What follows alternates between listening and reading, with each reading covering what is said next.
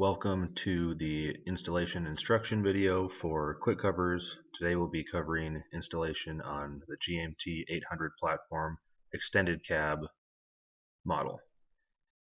As you can see, our truck has quite a bit of rust. We've already installed some quick brackets to give it a little more support underneath. If your inner rockers are as rusty as these, you'll have to get that bracket kit, and that instructional video is on a separate video. The first thing you're going to want to do is open up the doors and remove all of the trim from the kick panel area. So we're going to pull up that trim piece that goes across the bottom. It just pulls straight up. Once it's free, we're going to pull it out from under the chair and set it aside. And then we can pull up our weather stripping all the way to the corners. Next, we're going to want to remove the lower striker for the rear door. Just loosen the bolts and pull it off.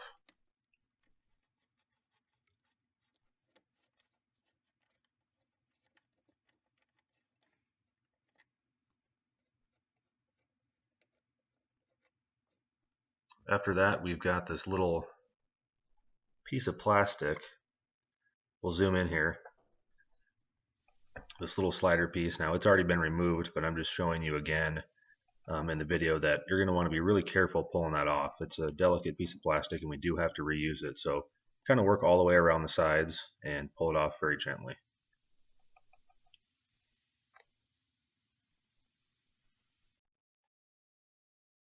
Okay, now we're going to test fit the quick cover. So what you want to do is kind of spread that top apart and start on the bottom and just kind of fit it in place. And then you can see my thumb there flatten out that part of the quick cover so it slides under the rear door, and it should just slide straight up. This is the best way to install these. This is the recommended way that we prefer to install them too. Then you just work to the front, do the same thing.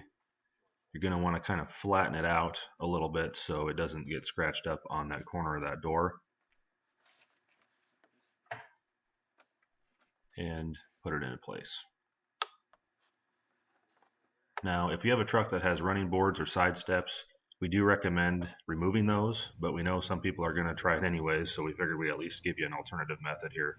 This truck has a step bar on it, and like I said, we do highly recommend removing step bars like this because it makes installation a little bit more difficult and you risk damaging the quick cover. But if you absolutely insist to do it this way, then there is a little bit different installation recommendation here. So we actually tuck the bottom of it on top of the step bar just like that, and then push the top of it under the door. You can see me doing that there, and then slide it forward. So this is kind of a back to front method. Then come around on the inside and you can see it's not quite all the way through. You're going to want to pull this through. Be really careful. This reason we don't recommend this method is because it can damage the quick cover doing it like this. So just be really careful. Pull gently. It will kind of manipulate itself around there and pull through. Not the recommended way of doing it, but we know people are going to try it anyway, so we figured we'd at least show you the best practice, at least based on our experience.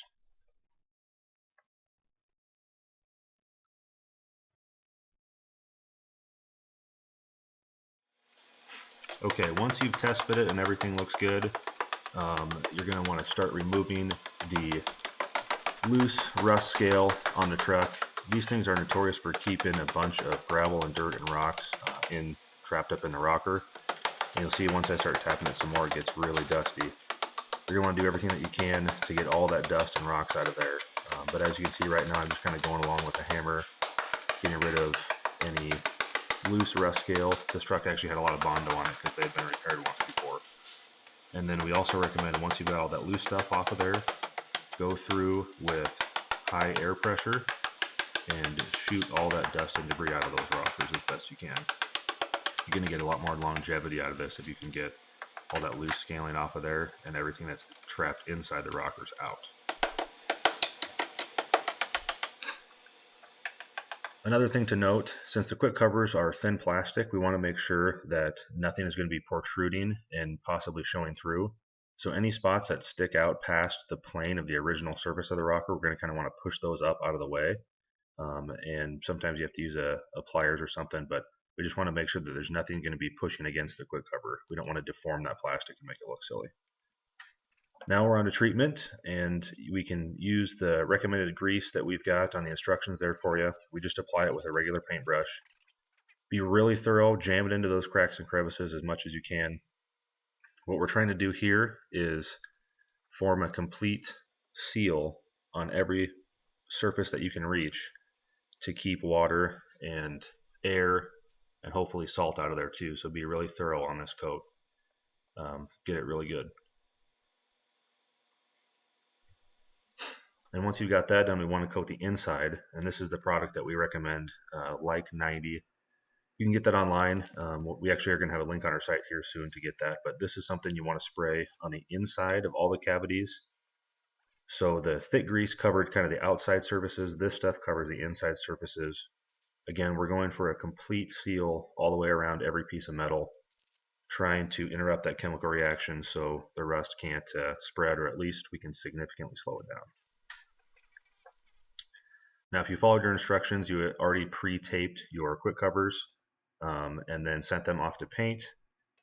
What we're going to do now is we want to peel back about 2 inches so we have little handles to grab onto when we go to install these. So this is a cover that's already painted. And like we mentioned in the instructions, you want to use rubbing alcohol. I think in the future we're actually going to be including alcohol packets in our kits. But we want to wipe down every surface that's going to have adhesive tape come in contact with it. So there's that vertical surface there, the horizontal along the cab corner, a little piece of horizontal along the back, and then the vertical piece all the way down. And when you go to get that piece right there, you want to be careful to stay out of your grease, because if you grab that and smear grease around, it's not going to stick. So be real careful on that part. Same thing on the inside of the cab. We've got that horizontal area below the hinge that's going to have tape on it, kind of that piece on the corner, and then all the way across where we've got the tape that we showed you in the instructions. That's going to go kind of one in the back there before the striker, and then along the front here too. Wipe it down really good, make sure there's no dust or debris. We want it completely clean. Again, that's with that alcohol rag. And then don't forget the spot up front, kind of right under the door up there. We want to make sure we get that clean too.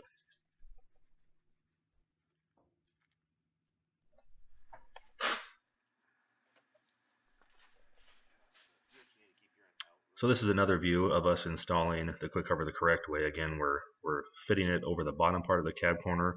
I'm flattening that piece underneath the rear door so it doesn't get scratched. We're coming straight up from the bottom, and we want to pull the front of it out from the truck about 2 to 3 feet. That helps that, and then now you can see we're pushing it back toward the truck once it's up in place. That's really key, holding the front edge of that out. It really makes that cab corner slip on a lot better. And once it's in place, then we can move to the front, and just like when you test fit it, flatten it out a little bit so it goes up underneath that door, being careful not to scratch it. If you're worried about scratching, you can always apply a little bit of masking tape to the corners of these door edges too.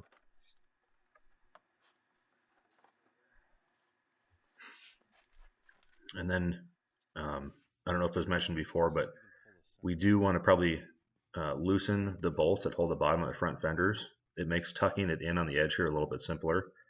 So we've already loosened them on this one. You can see I pull it down there a little bit. It helps it fit in there a little bit better. Just don't forget to tighten up those fender bolts once it's back in place.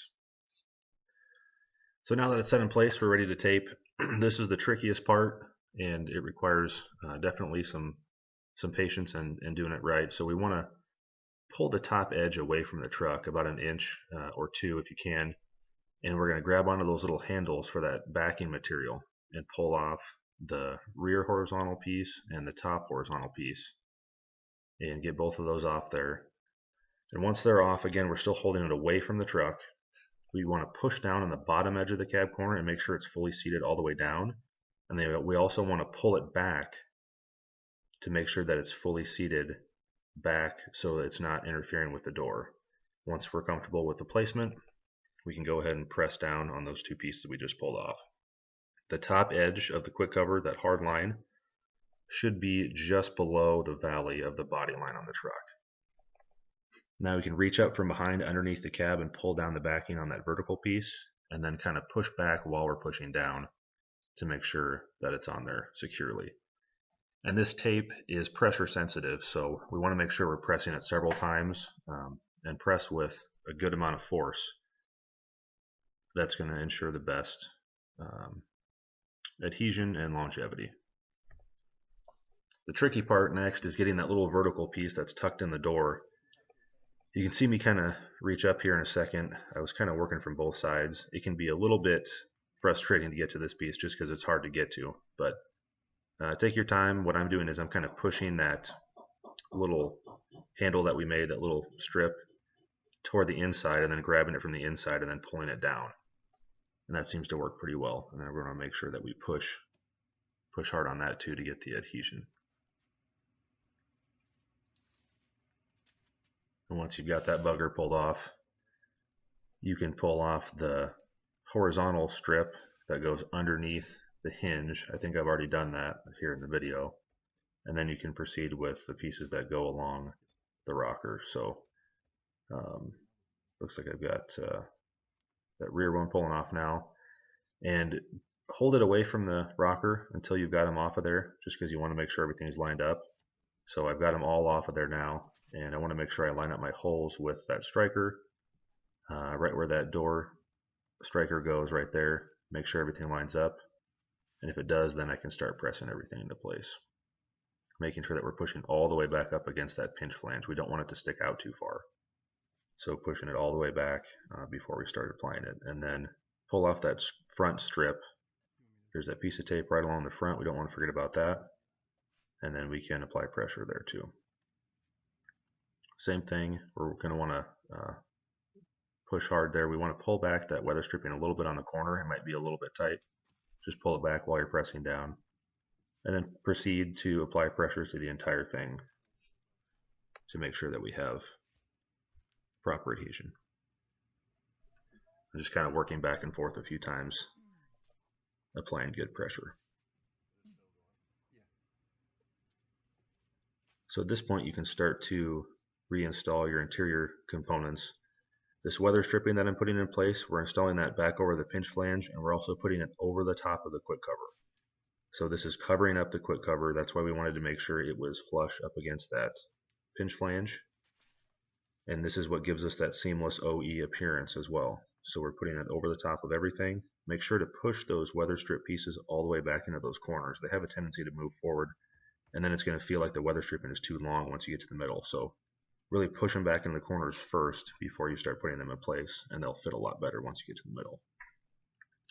Check that trim piece on the back, make sure that fits nicely over the weather strip. Sometimes that can move around a little bit. And then we can grab our sill plate and put it back in place. And it's just the reverse of how we took it off. So we're going to slide it under the seat first. Make sure that it's in place. And then we can start snapping it into place with the factory clips.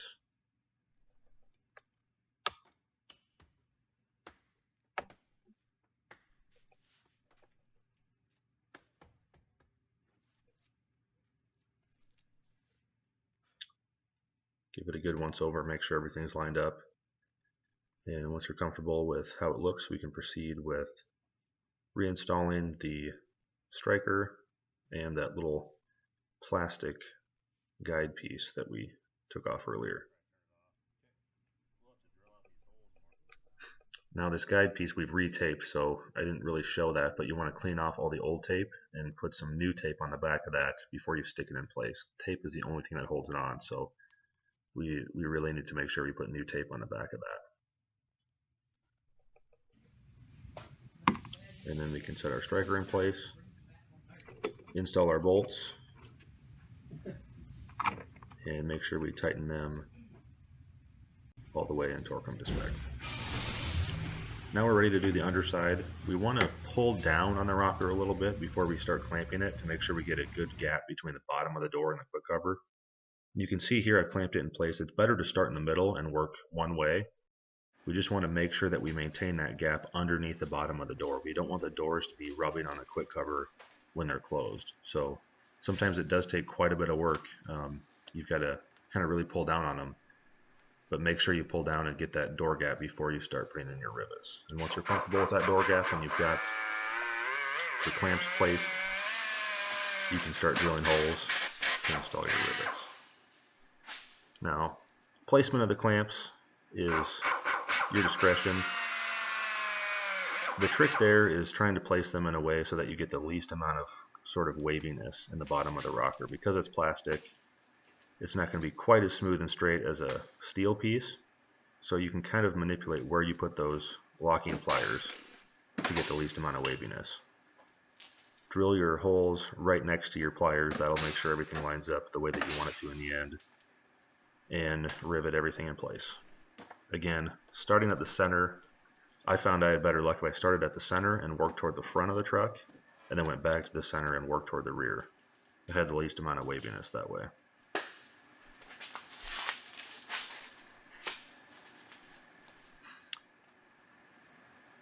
Now, one thing to note when you're drilling here, there are some drain holes on the back side of the inner rocker if you have any inner rocker left. And there's also these ridges, these structural ridges, so you want to make sure that you're not drilling on one of those ridges. It can kind of cause the drill bit to move around. And the ridges on the truck might not line up perfectly with the little ridges on the quick cover, so make sure you're checking both before you start drilling. Otherwise your bit's going to wander all around and it's going to waller out the plastic quick cover, and it might not give you enough surface area that you need to get a good grip on the head of that rivet. So just be cognizant of where you're placing that drill bit.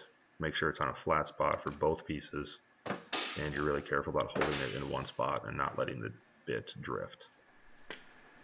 If you take your time, it should go well, and you should have a good firm connection with those rivets.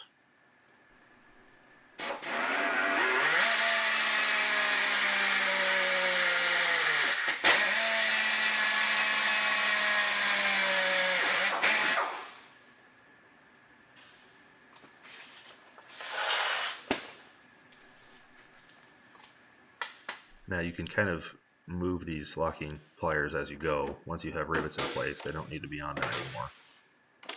Sometimes it helps to get them out of the way to drill the holes. Just make sure you don't take them off until after the rivets are secured in place. I think I'm going to put one more up front here. And again, the number of rivets is kind of your discretion. We don't like to go more than 6 to 8 inches between. The less the better as far as look and fitment goes, but it's a lot of drilling too, so I wouldn't go more than 8 inches apart. 6 is probably preferred. Just depends on how many holes you want to drill.